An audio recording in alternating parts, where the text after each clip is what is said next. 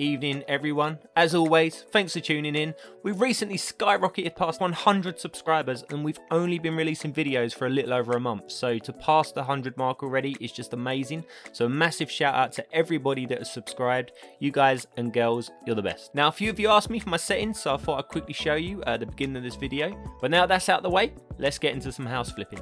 Now, I'm actually quite excited for this episode because we built up like nearly 40,000, so we're actually going to be able to buy like a relatively good house. And I won't lie, in my excitement, I went through the houses, had a little look what we can get. We can actually get the uninvited guests house. It's going to cost about 35,000, I think.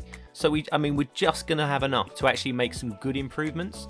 Oh look guys, I found dinner. Ew, seriously? That is so gross. This is going to be fun.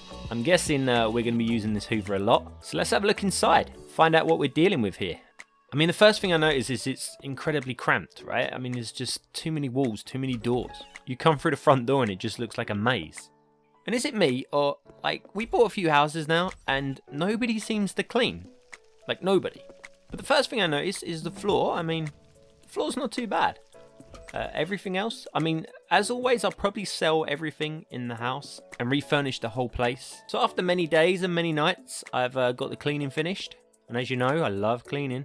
And I've noticed these holes in the wall, so I'm guessing that's what the plaster's for. I've not got to use it yet, but I got a feeling I'm going to get to use it in this house. And I've been looking around, and I actually think we've got a big job on our hands here. I've seen quite a few changes that I want to make, so I think I'm going to edit the layout quite significantly. If I had a hammer, I'd hammer in the morning time, hammer in the evening. So as you can see, majority of the walls are gone. The one thing I didn't like was it was just too cluttered. Like, there was no space. I'm going to put the living room in with the kitchen. Obviously, I'm going to have a separate bedroom.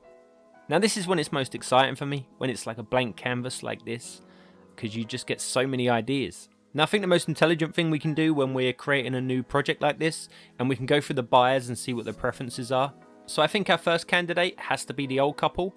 I think what we can build here will suit what they need. I mean, not exactly, but it should be good enough to get a good bid from them.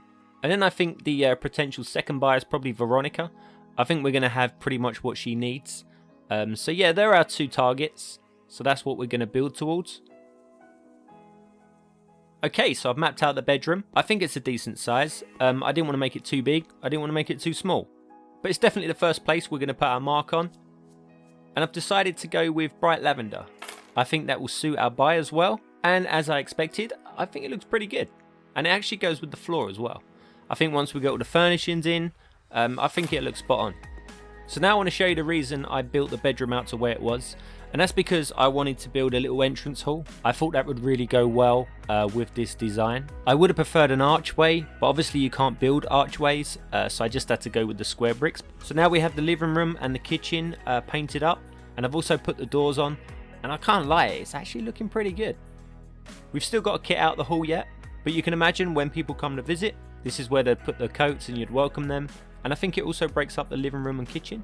And now when you compare this to how it was before, like before it was just so cluttered, but now it's nice and spacious. It is very good. Hit that like button. So I've done the hallway. Come see, come see. So we've kitted out the hallway, looks very welcoming. And now you can see how it's starting to take shape. It's definitely starting to look a lot more homely.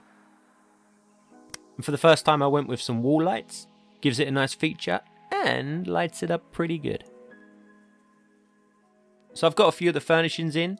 I was taking into mind that the old couple will have family over, the young woman will have friends over, and now you can still converse while you're cooking and entertaining.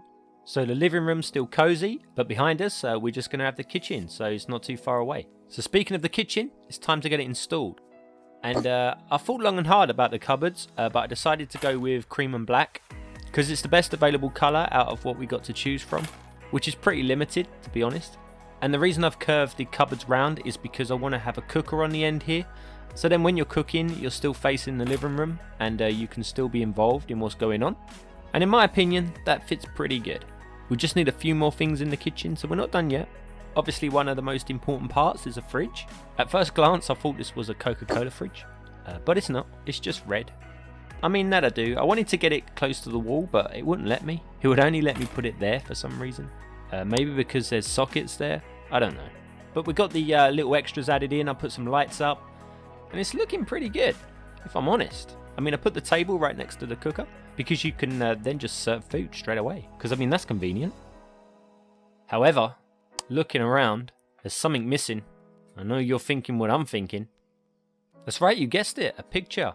Obviously, the buyers want pictures in every room, so we got to get one. So now the living room and kitchen are pretty much finished. I think next up, we're going to do the bedroom. Let me see what your house look like. Let me pull up the driveway and let me see what you really got. Take me to your bedroom. Jeez, alright. There's not much in here yet. We still got to figure that part out. So I know the old couple wanted older furniture, and obviously the young girl's going to want more modern. So I've decided to keep it as neutral as I can. We've gone with a simple black and white theme. I think that should please everybody. So there's a few more bits I want to add. First I want to put a chest of drawers here. And I think also a lamp would look good on here, just for some extra lighting. Okay, the door's clipping through the chair. That's cool, we'll just move the chair back a bit.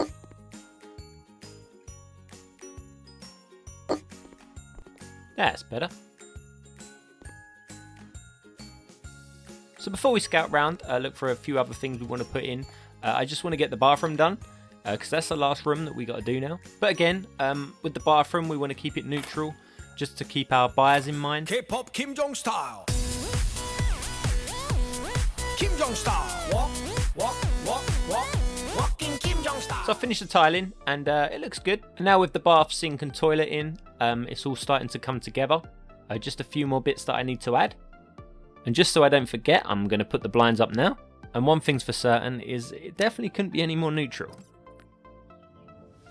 Oh, and nearly forgot. You know what the buyers want? We got to add that picture.